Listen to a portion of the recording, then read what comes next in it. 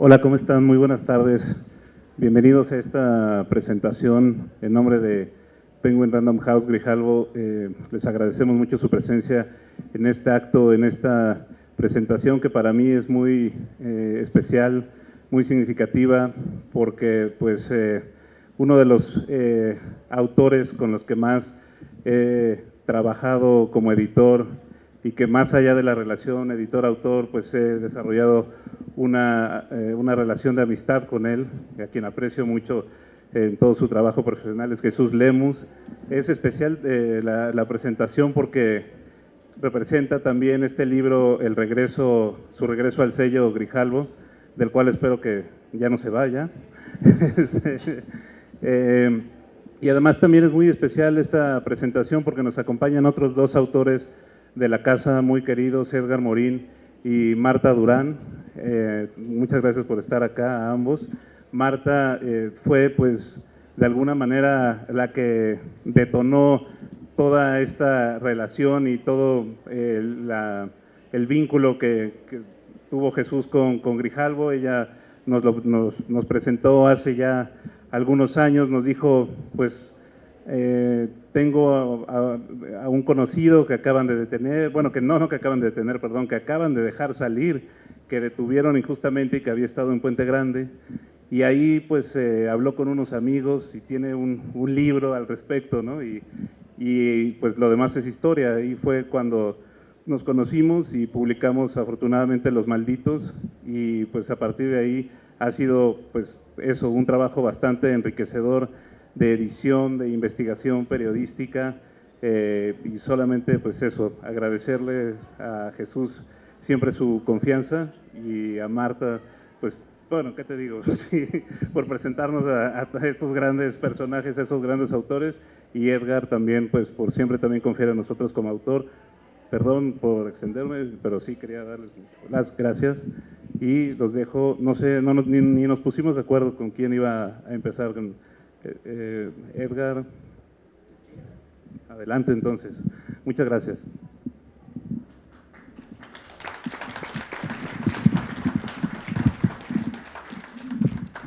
Bien, pues buenas tardes a todos. Gracias por estar aquí, acompañar a Jesús Lemus en esta nueva aventura editorial conocido como El Cártel Judicial o la radiografía de un poder fallido.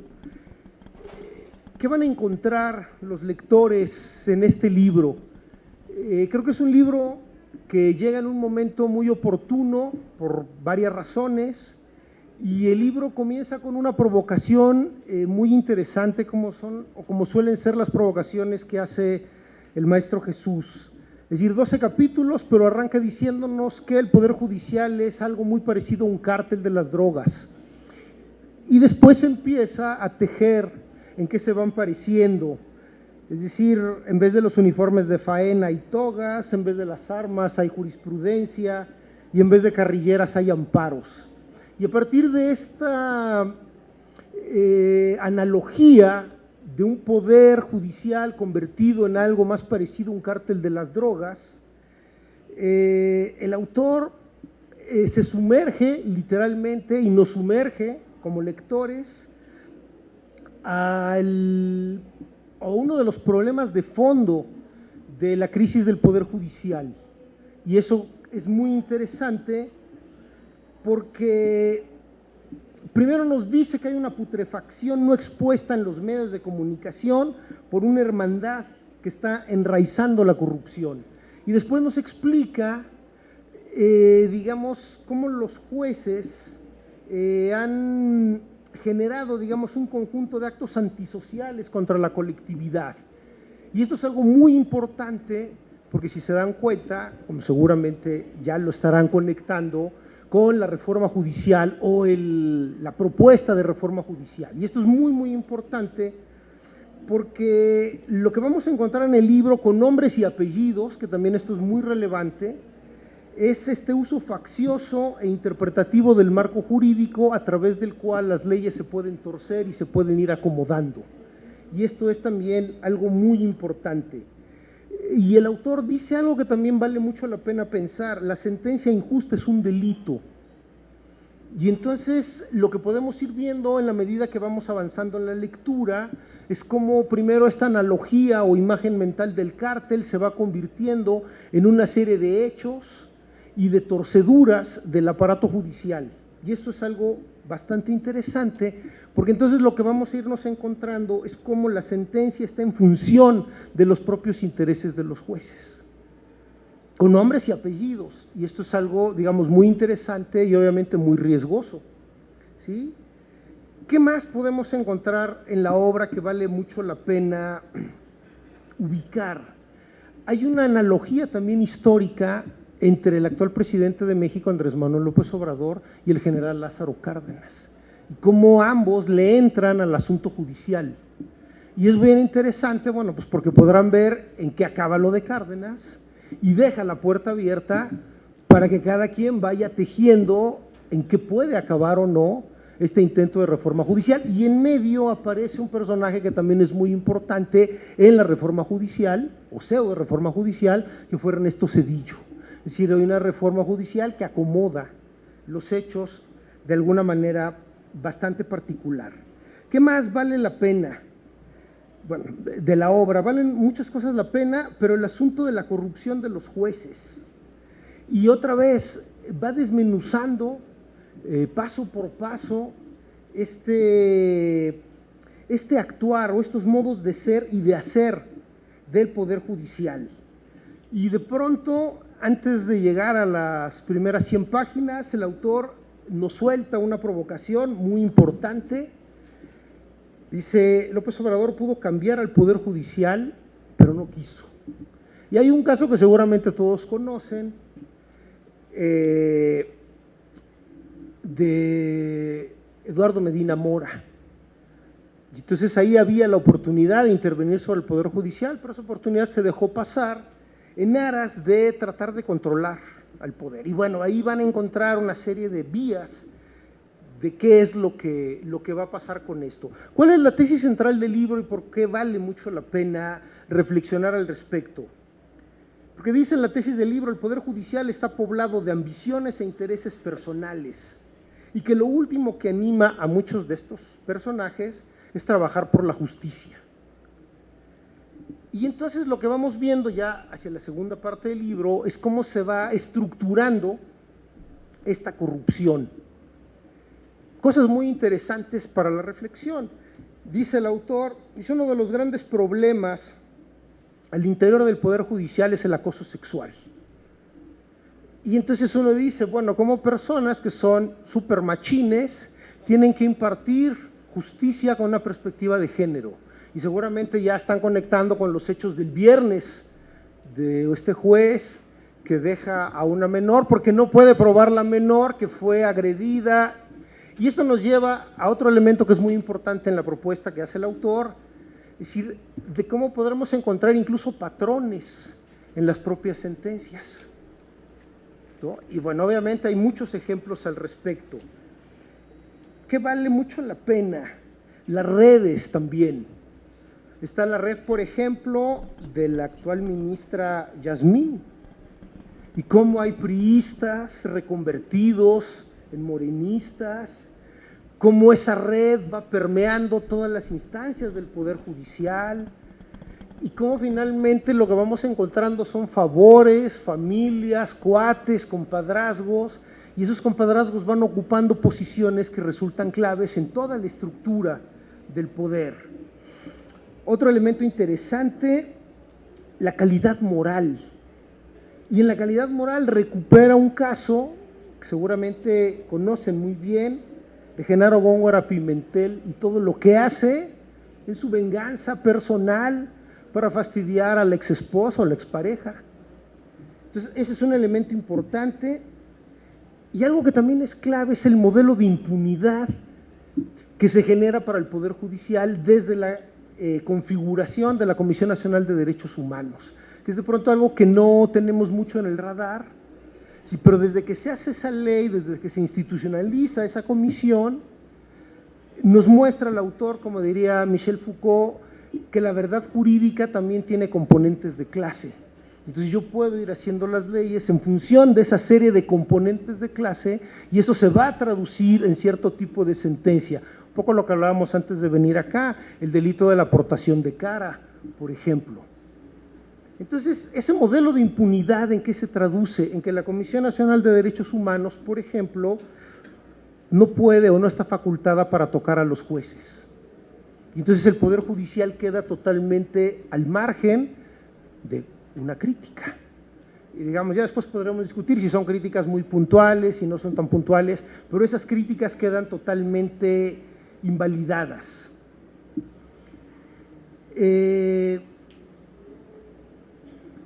Otro elemento que es importantísimo también en el libro es el prevaricato, es decir, cómo cada juez puede dictar sentencia en función de sus intereses. Y lo que van a ir encontrando son, otra vez, con nombres y apellidos, que eso es algo muy, muy relevante en la obra, cómo estos jueces van acomodando sentencias, cómo van acomodando amparos, cómo van librando.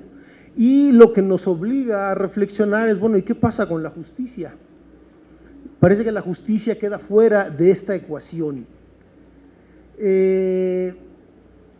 Además del prevaricato, hay otro elemento que había mencionado que es muy interesante, que es el maltrato. Es decir, hay una estructura de tipo familiar, y de hecho da el dato, ahora se los doy, de la cantidad de funcionarios públicos que han metido a un familiar directo al Poder Judicial. Entonces tenemos un poder lleno de cuates, de compadres, de hijos, de primos, de cuñados, de amantes, de novias, etcétera, que no rinde, digamos, las cuentas que tendría que estar rindiéndole a la sociedad. Ese también es un elemento importante.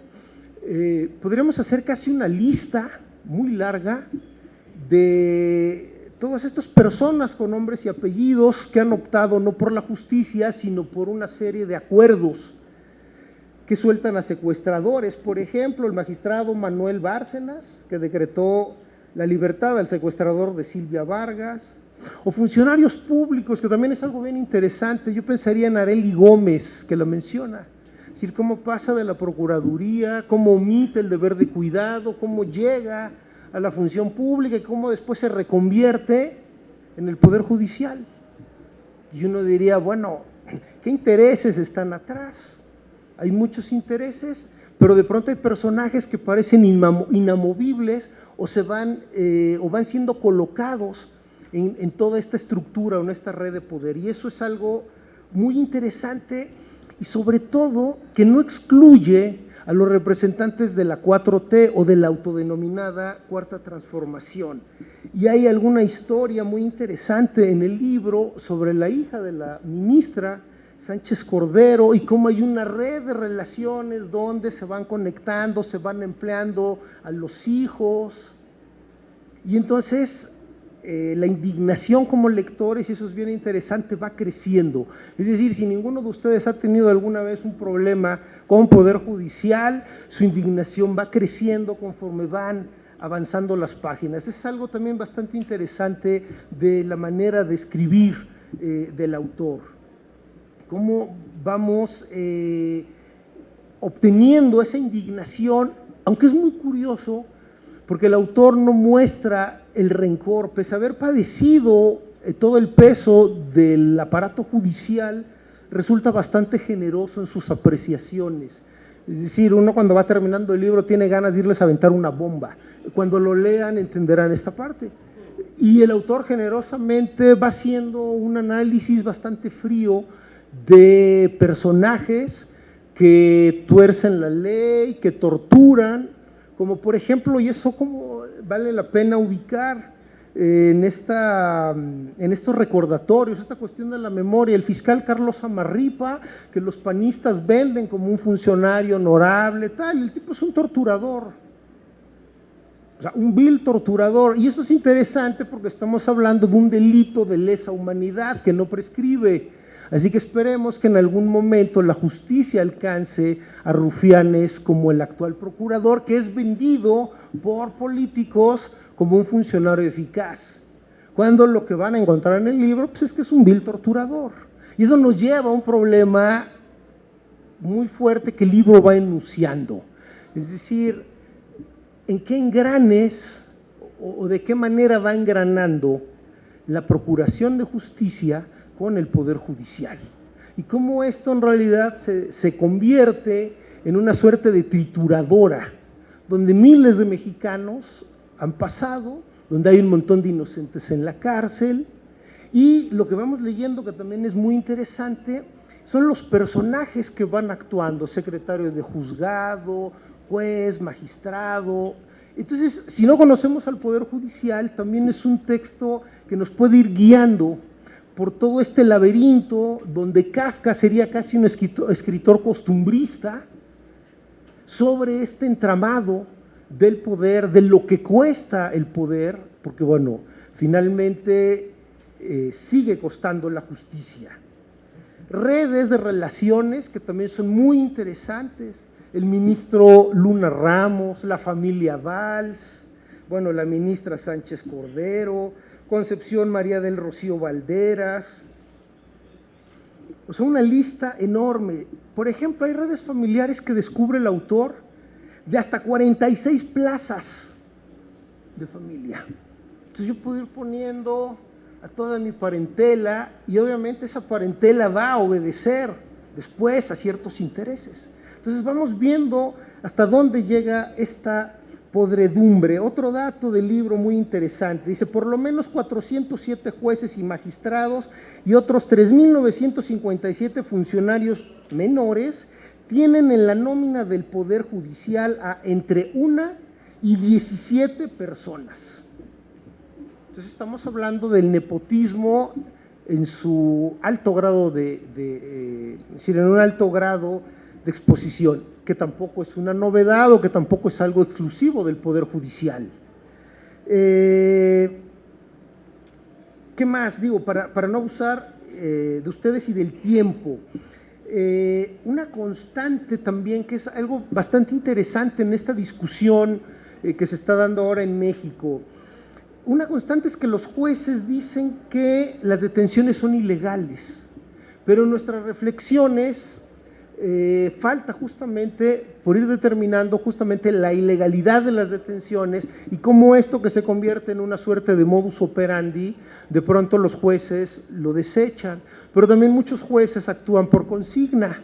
De hecho, la mayoría de los jueces estarían actuando por consigna, porque algo que es importante en el libro es que nos dice, pues en México no se investiga, en México se encuentran culpables, que son cosas muy diferentes. Es algo que aparentemente es parecido, pero no es igual.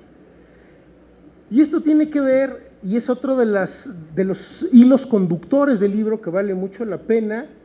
Él le llama el imperio de la ambición desmedida por el dinero. Y cuenta una historia que vale mucho la pena, de un tribunal en la Ciudad de México, si mal no recuerdo, donde todos estos mecanismos de la burocracia, había las tandas, o que nosotros conocíamos como tandas, acá se convierten en una red de préstamo con excesivos intereses, tráfico de influencias, agio. Entonces ahí van a encontrar también finalmente este imperio de la ambición desmedida de los últimos 30 años. Quizás lo que haga falta para cerrar es terminar esta historia, y por eso el libro es muy interesante, porque seguramente va a abrir muchas otras investigaciones sobre este poder que se supone se está renovando, e iría a la última provocación para terminar, pero que la reforma del actual presidente se queda solo en la superficie. Es decir, no está entrando al problema de fondo, que es el problema que trata el libro, que es un problema de justicia. La reforma judicial se queda solamente en la superficie, y ustedes podrán ver toda la discusión sobre los sueldos.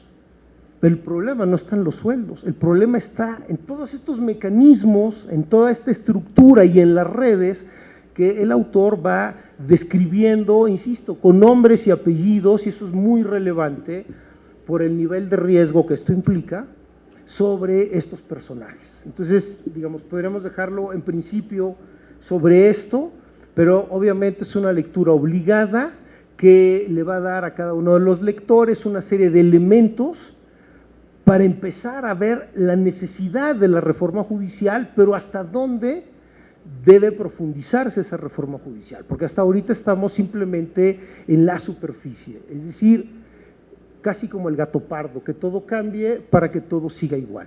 Muchas gracias.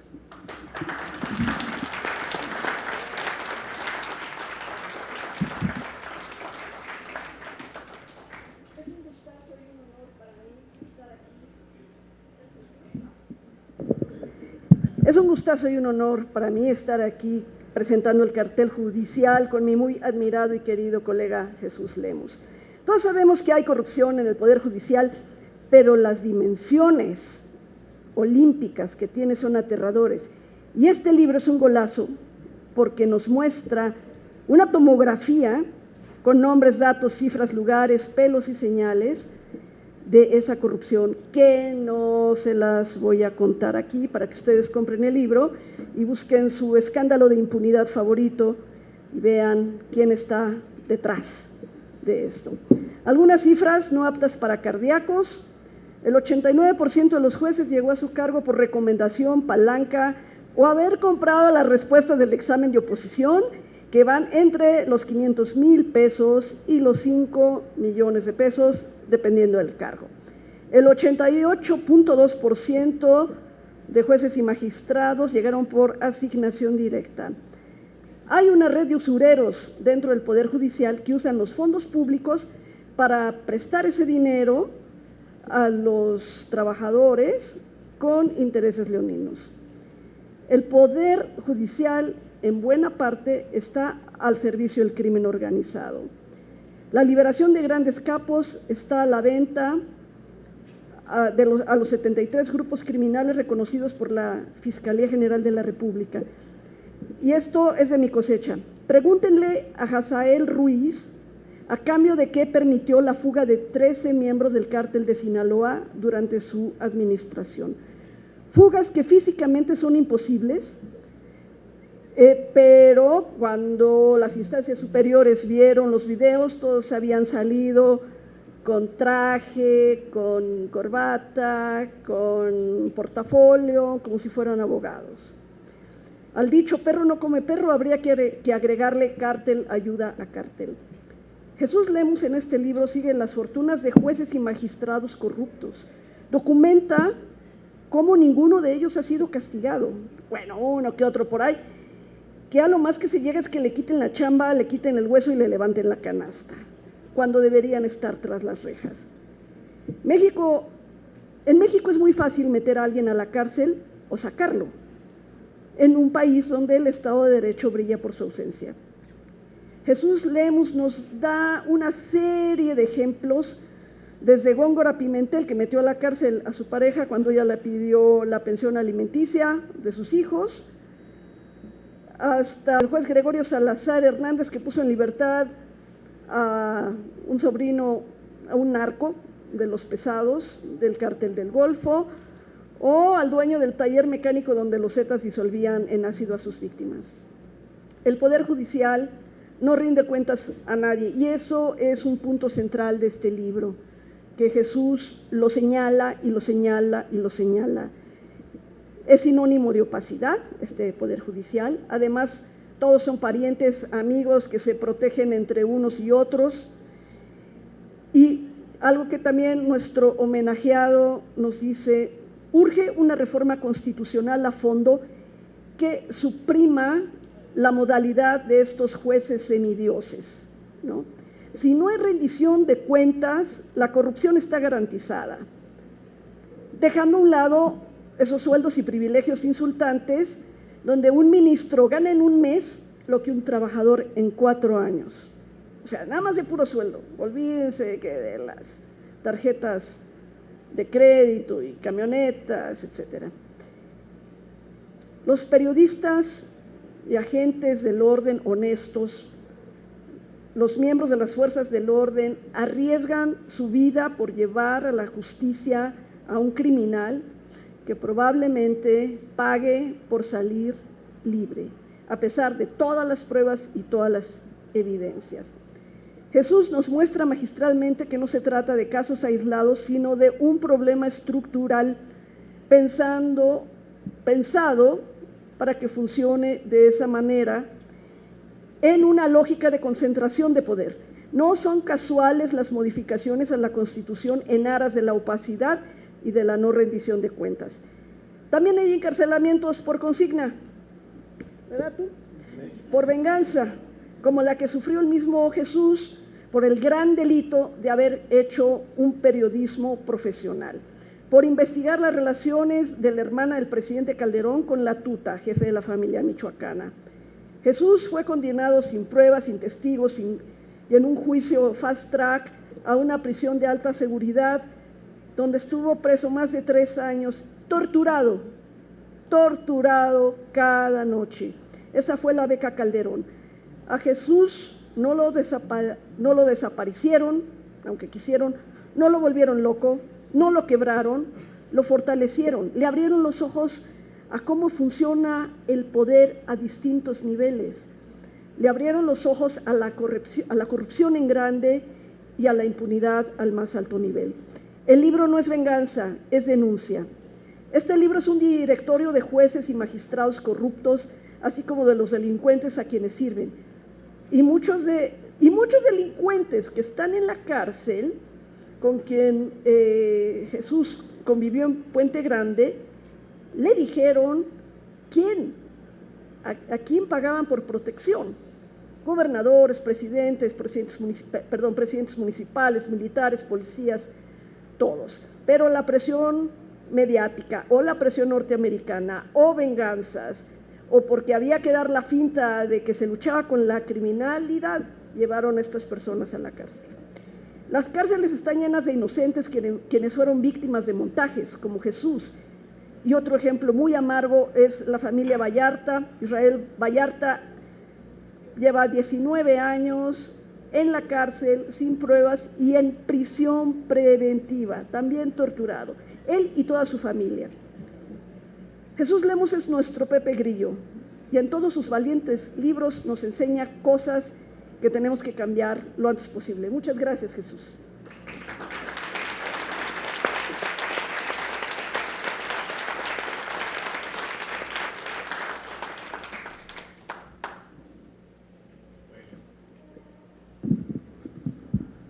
Gracias a todos por estar esta tarde para platicar sobre este texto. A todos, casi a todos los ubico de rostro, sé quiénes son y les agradezco muchísimo que estén conmigo. Antes de dar una explicación de cómo es que nace, porque no voy a decir más a fondo del texto, creo que mi querido doctor Morín, mi querida Marta Durán, han explicado de manera muy precisa de lo que trata este texto. Cuando yo salí de la cárcel en el 2011, salí con una mano adelante y otra atrás, literal, porque me dieron, yo soy talla 42 y en aquel tiempo era creo que talla más abajo y cuando salgo me quitan el uniforme y me da la cárcel federal de Puente Grande, me da un pants que era una talla como 56 más o menos.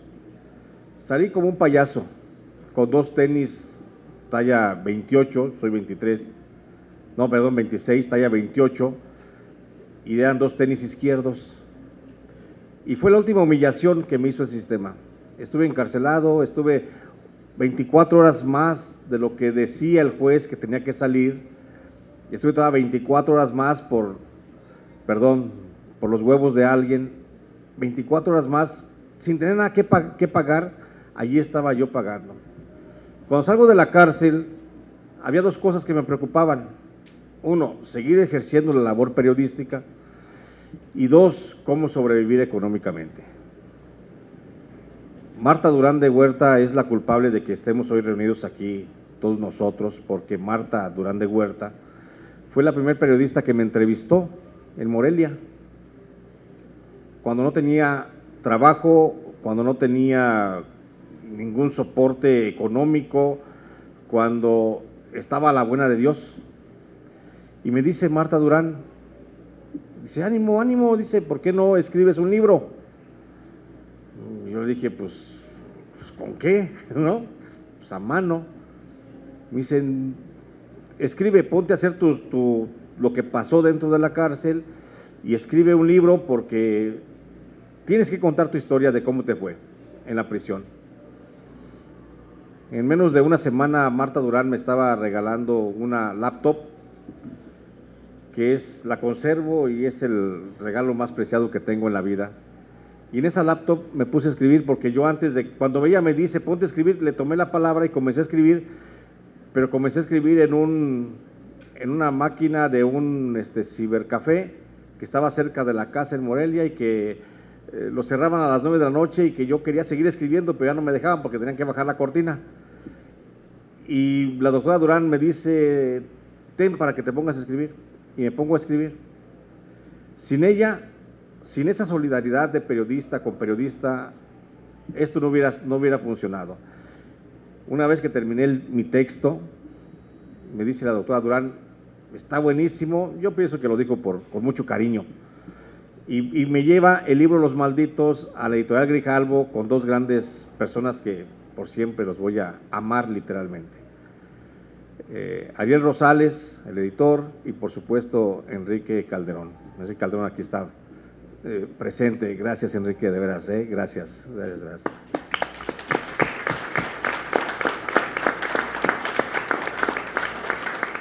Y Enrique Calderón, ese que comienza a leer el texto y le da seguimiento y me dice, ¿sabes qué?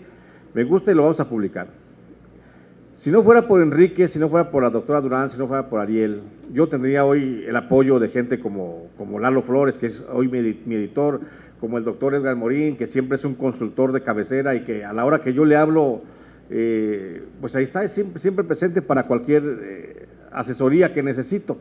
Y que le digo, oye doctor, fíjate que estoy haciendo esto, pero no sé. Y el doctor, desprendido también, como es intelectualmente, también siempre me ha ayudado y han sido grandes soportes.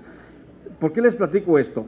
Porque desde entonces, cuando la doctora Durán me ofreció esa computadora, yo venía de pasar en la cárcel 3 años con 5 días, y entonces yo reflexionaba, en mi foro interno yo siempre seguí reflexionando por qué fui a la cárcel, y en las tardes y en las noches, cuando yo pasaba en los barrotes, agarrado a los barrotes, como sujetándome, como si el aire me fuera a llevar, y que me agarraba a los barrotes todas las tardes para pensar y machacar y masticar mis pensamientos, siempre decía yo, ¿por qué estoy en la cárcel? ¿Por qué estoy en la cárcel? Lo único que hice fue denunciarlo, como dijo la doctora Durán, lo único que hice fue denunciar las relaciones de Felipe Calderón, su hermana Luisa María Calderón, con el narcotráfico. ¿Por qué estoy en la cárcel? Yo no cometí ningún delito, yo pienso que no hice ningún daño, yo no debo de estar pagando este daño. Y yo pensaba en un verdadero corrupto, en el juez Roberto Suárez Muñoz. Él fue el que, porque podía, me dio el auto de formal prisión. Cuando a mí me detienen y me acusan de ser el gran narcotraficante de México, porque Genaro García Luna creó una estructura, creó un expediente del tamaño del mundo, que habían 8 cajas de huevo, 8 cajas de huevo bachoco. Ahí cabía el expediente de Jesús Lemus, de lo criminal que era Jesús Lemus, y que se hacía pasar por pseudoperiodista, un periodista jodido y de pueblo. Ese era el gran narcotraficante que el Estado mexicano en el 2008 estaba buscando. Y Genaro García Luna hace toda esa historia y hace en ese expediente de 8 cajas de huevo bachoco, donde caben ahí todo el expediente, ahí decía que yo era un narcotraficante que estaba por encima de todos los jefes de la familia michoacana. De hecho, yo era el jefe de la familia michoacana. No era la tuta, no era Servando Gómez, no era la tuta, no era Nazario Moreno González, no era nadie, era Jesús Lemus. Pero Jesús Lemus era tan perverso que se escondió en la careta de un periodista, un pinche periodista que con trabajo sacaba el sueldo. Y ese era Jesús Lemus, un periodista que el día de su detención tenía 3,500 pesos en una cuenta vital que la Unidad de Inteligencia Financiera de Felipe Calderón la incautó porque era dinero que provenía del narcotráfico. 3,500 pesos incautados por la Unidad de Inteligencia Financiera, sellada, para presentarle al juez que llevaba el caso que Jesús Lemus sí era responsable del narcotráfico porque tenía 3,500 pesos que de alguna forma provenían, y que el juez dice, sí es cierto. y que con base en esa cuenta que presentó el Ministerio Público, con base en esa cuenta de 3,500 pesos, con eso me dice el juez, si puedes ser responsable, hay elementos suficientes para el proceso y te vas a quedar en la cárcel. Y me quedo en la cárcel. Y allí, en la prisión, me manda a la prisión de Puente Grande, y ahí justamente comienzo yo a machacar qué es lo que estaba pasando. Y comienzo a entender cómo fue mi proceso judicial. Y ese proceso judicial lo cuento aquí al final de este libro como un capítulo de cierre, para entender. Dice la doctora, no es una venganza. No, no es una venganza. Yo tengo una denuncia contra Roberto Suárez Muñoz, el juez que me llevó a la prisión y que me mantuvo en prisión, y que no nada más, todo hubiera sido bien, que me hubiera llevado a prisión y ahí estaría yo en prisión 3 años, 5 días, pero todo hubiera sido normal si no hubiera ordenado el juez una terapia de reeducación para mí dentro de la cárcel de Puente Grande.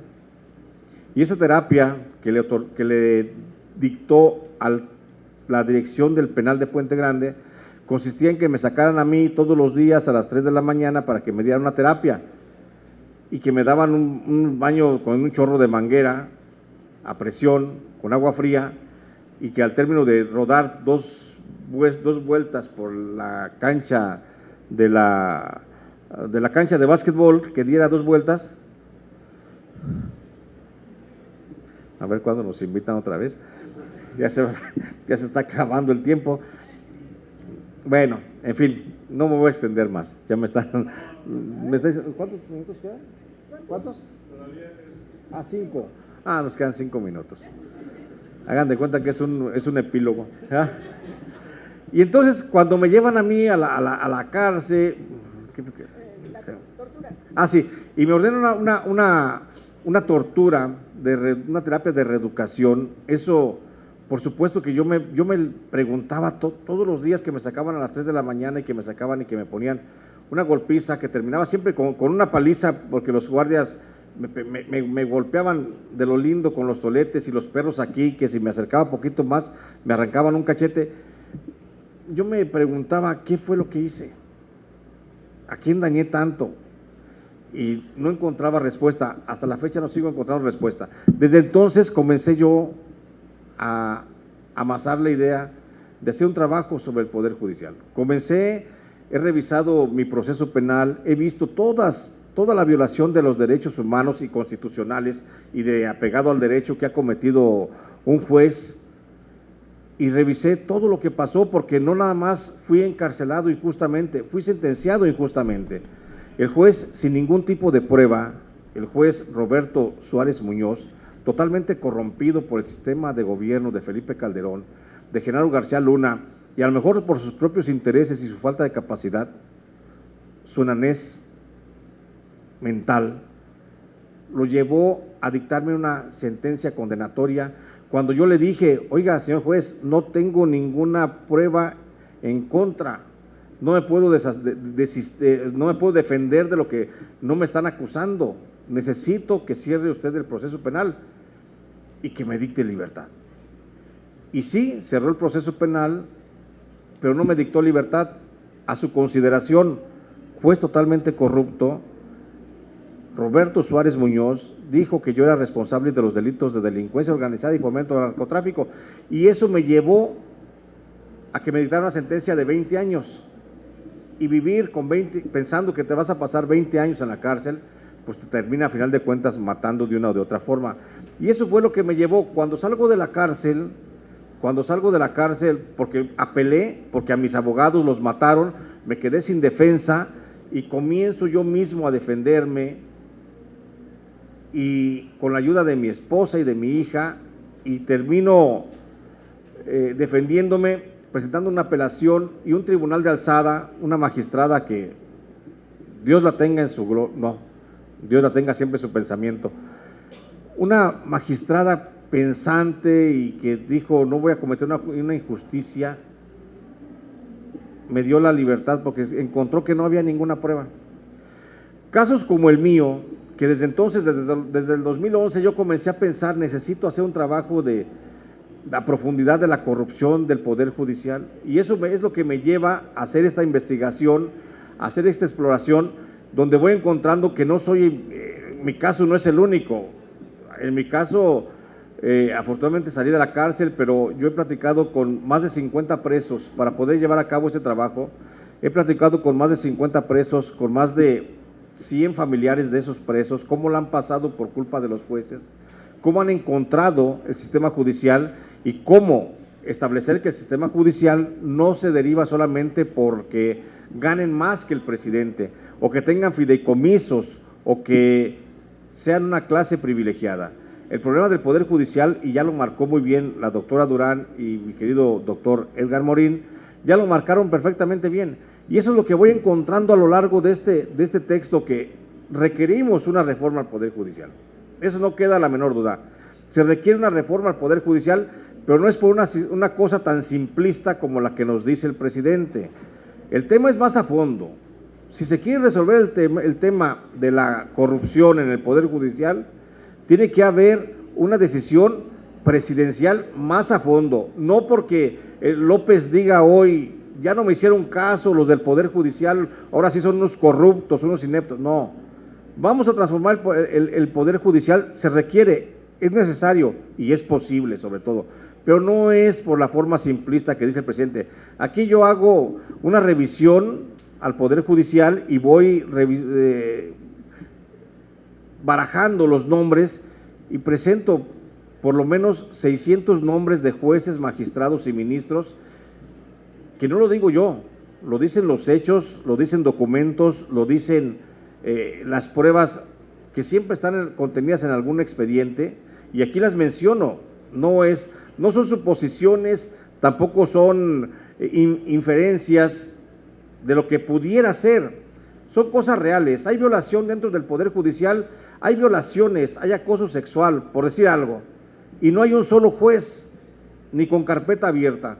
Simplemente no hay ningún juez que esté investigado por el Ministerio Público. Esto es gracias a la corrupción que genera el Consejo de la Judicatura Federal. Hay agiotismo, hay lavado de dinero, hay relación con el narcotráfico, jueces que de la noche a la mañana liberan a un criminal y a los 3 meses declaran en su declaración patrimonial que recibieron en donación un rancho. Cabrón. Pero el Consejo de la Judicatura no es capaz de preguntarle quién te regaló ese rancho. Pues cualquiera de los que estamos aquí llegamos con zapatos nuevos, vas a preguntar en la casa quién te los compró. Ellos no, les compran un rancho y nadie pregunta quién te compró el rancho, nada más con el solo hecho de hacer la declaración patrimonial, incluir esa nueva propiedad en su declaración, ya lo están legalizando y justificando. Y no hay nadie quien les pregunte. Y peor tantito, no hay un sistema judicial, no hay un marco jurídico en el que se pueda obligar a un juez, a un magistrado o a un ministro a que explique sus propiedades. Son semidioses, son una clase aparte que necesitamos justamente que nos rindan cuentas. Es buena el despertar de conciencias del presidente López Obrador, se me hace muy buena, pero necesitamos más, necesitamos que nos expliquen más los jueces y que no quede tan así. Necesitamos hacer, por supuesto, los mexicanos, necesitamos hacer lo propio y seguir exigiendo que haya una reforma al Poder Judicial, porque los jueces no nada más es el hecho del robo, es lo que decía también el doctor Edgar Morín, es el derecho del prevaricato o la prevaricación. Cuando un juez emite una sentencia sabiendo que está mal fundada, sabiendo que no tiene fundamento legal, pero que es por su percepción, ni siquiera por su percepción legal, sino que es por sus intereses, y ahí es, sabiendo que va a causar daño, dicta una sentencia mal fundada. De eso están llenas las cárceles, 70% de las cárceles, y ese debe ser el siguiente tema, 70% de las cárceles están con sentencias injustificadas o no marcadas dentro del código, de los códigos penales. Yo no me quiero extender porque sé que ya así, ya. Bueno, pues nada más agradecerles de veras esta tarde y pues muchas gracias. No sé si acaso respuestas, preguntas, ¿no? Ya. Muchas gracias. Voy a la carrera.